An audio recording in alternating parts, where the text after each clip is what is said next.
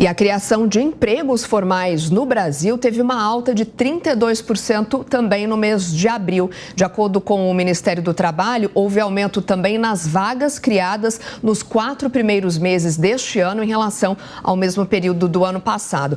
A gente vai conversar sobre esse assunto com a economista Ariane Benedito. A Ariane já está com a gente. Muito bom dia para você. Obrigada pela gentileza de nos atender hoje aqui. A gente viu na reportagem, né? Boa notícia para o trabalhador e também para as empresas. Queria que você explicasse um pouco do cenário que contribuiu para esses resultados, né? E se isso mostra que a economia, ainda que com as taxas de juros elevadas, né, continua resiliente e aquecida? Bom dia, Soraya. Bom dia a todos. Eu que agradeço o espaço aqui para a gente falar desse assunto muito relevante e importante, porque exatamente dá um sinal um pouco mais otimista, né, diante de toda a conjuntura que a gente vem passando nesses últimos dias, esses últimos meses, com os impactos agora recentes e que também deve potencializar esse número que a gente viu ontem de mercado de trabalho, Soraya. Por conta de uma expectativa maior de atividade do início de ano, todo mundo entrou um pouco mais otimista com o crescimento Brasil e o mercado de trabalho é um reflexo dessa expectativa mais otimista. É praticamente o melhor, né, a melhor medição do período do primeiro trimestre, né, de um começo ali de ano para a série histórica da PNAD, do CAGED, que são os medidores. Tá? Dado o evento do Rio Grande do Sul, que no primeiro momento a gente vai ver um impacto ali de atividade e tudo mais. Passado isso, com essa questão da reconstrução, de toda a economia mobilizada para suprimento do Estado, a gente pode ver mais criações de vagas, né, porque vai precisar de mão de obra, de capital humano, somado às empresas que vão aumentar a sua produção, visando ali um consumo e que a gente pode ver também um consumo só não concentrado nesse evento, mas de todos os setores, com o aumento da renda média da população, não somente com os ajustes feitos de salário mínimo, conforme foi colocado, né, desde o ano passado, mas também por a maior atividade que a gente verificou em todas as medições de setores, né, e que deve fechar até o segundo semestre de 2024 muito satisfatório. Então, o mercado de trabalho é um reflexo dessa atividade brasileira mais aquecida. Ariane, bom dia. Os dados macroeconômicos aparentemente são positivos, né? Nós temos uma taxa de desemprego em queda, uma inflação aparentemente sob controle, superávit comercial, as agências internacionais melhoraram a nota do Brasil, né? Mas aqui dentro há um certo mal-estar, né? Uma preocupação com as contas públicas, um certo descontrole. São contraditórios esses dois diagnósticos? Eles se complementam? A gente aqui está pessimista demais, o governo e lá fora há um otimismo exacerbado, porque parece que é um descompasso, ou é uma impressão só?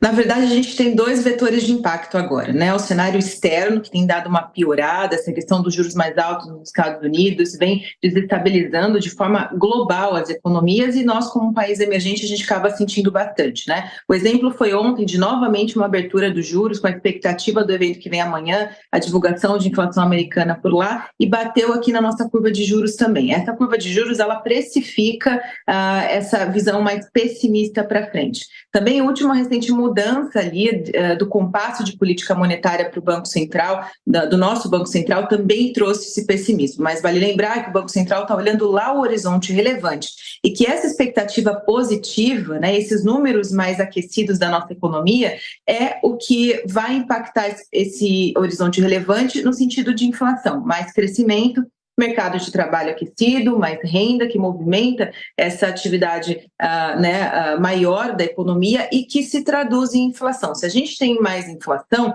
e a gente já consegue mapear e antecipar que essa é a obrigatoriedade, né, o trabalho do Banco Central, antecipar o ciclo inflacionário e já atuar para que a gente consiga atingir e fazer o controle de preços, né? Então, para frente, a visão não é tão otimista assim, né? A gente visa, sim, um crescimento maior e vale lembrar também, né, que existe essa pressão muito assídua do governo por taxa de juros menor e fala de um crescimento maior, e isso sim é contraditório. Se a gente tem uma expectativa de crescimento, há necessário que a gente tenha políticas ali que vão proteger o impacto desse crescimento. O impacto do crescimento, ele não é só benéfico para a população, ele não só gera emprego e gera renda, mas ele gera ele impacta essa variável, né, a variável de inflação, que drena valor dessa capacidade, desse aumento de renda também. É como se fosse uma conta de soma zero. Então, existe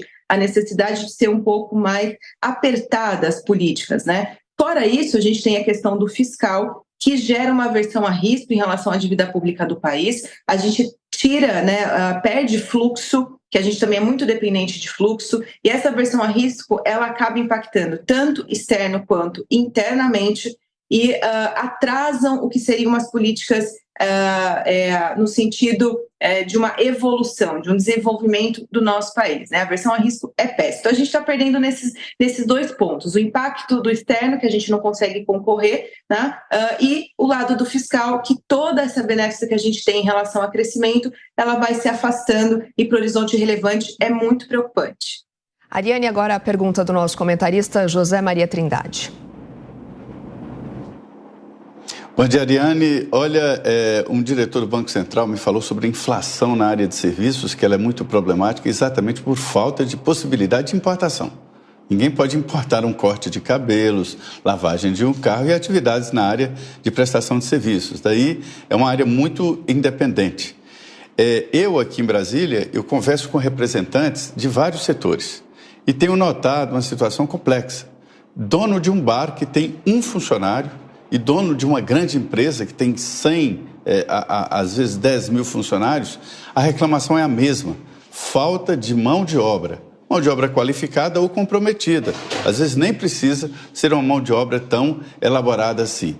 E a gente fez esses índices de desemprego e a falta de funcionários. Me leva a ficar pensando, seria salário baixo? Seria reflexo da Bolsa Família, da ação do Estado? O que está acontecendo no mercado de trabalho do Brasil, Ariane?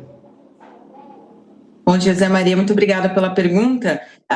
Esse problema de falta de mão de obra qualificada ou até mesmo disponível para repor essas vagas é um problema estrutural. O Brasil é histórico, né? O Brasil nunca conseguiu produzir mão de obra suficiente para sanar esse país, né, que vem todos esses anos buscando esse desenvolvimento. Porque quando a gente fala de crescimento, de aquecimento de mercado de trabalho, a gente está falando de um número do que é produzido. Mas e o desenvolvimento? E o qualitativo desses números? Onde fica? É onde a gente peca. Né? Primeiro que a formação de mão de obra do Brasil, ele é precária, então as empresas têm uma certa dificuldade, né, de manter, de diminuir rotatividade, até mesmo de ofertar um salário maior para ser atrativo para essa mão de obra. Né? Esse aumento da renda, a gente sabe, também vem com essa tentativa de reter, né, de fazer essa recolocação, então é obrigatório que faça esse ajuste, que dê uma renda maior, porque senão você também não consegue repor, né, ou dar sequência para que haja a produção dessa empresa. Mas a gente não tem essa mão de obra suficiente hoje. Concordo que o tamanho do benefício que o governo também disponibiliza, quanto mais a gente tem um governo que disponibiliza recursos por si só, tem uma também diminuição de estímulo para que essa população vá buscar esses postos de trabalho, né, e a atividade privada, né? Então também, mas acho que o grande impacto que a gente tem dessa falta de mão de obra é essa formação, né? Também a dificuldade que a gente tem dessas empresas empregarem, hoje um pouco menos, né? Mas ainda assim a burocracia, há uma mudança na prestação, principalmente de serviços, né? E aí fica difícil do CAGED, da PNAD mapear, que elas vão pelo registro da CLT, né? Do mercado de trabalho, calcula dessa forma. E vale lembrar que mesmo com esse arrefecimento de taxa de desemprego, ainda assim o Brasil tem uma taxa expressiva. Essa taxa não é baixa, a gente vê uma melhora, a gente vem melhorando, mas ainda assim em números muito expressivos. A gente tem um grande número de pessoas ainda desocupadas no nosso país. Sobre o cenário do mercado econômico, conversamos com a economista Ariane Benedito. Mais uma vez, Ariane, nosso agradecimento. Um bom dia para você, ótimo feriado. Até uma próxima. Eu que agradeço, excelente feriado.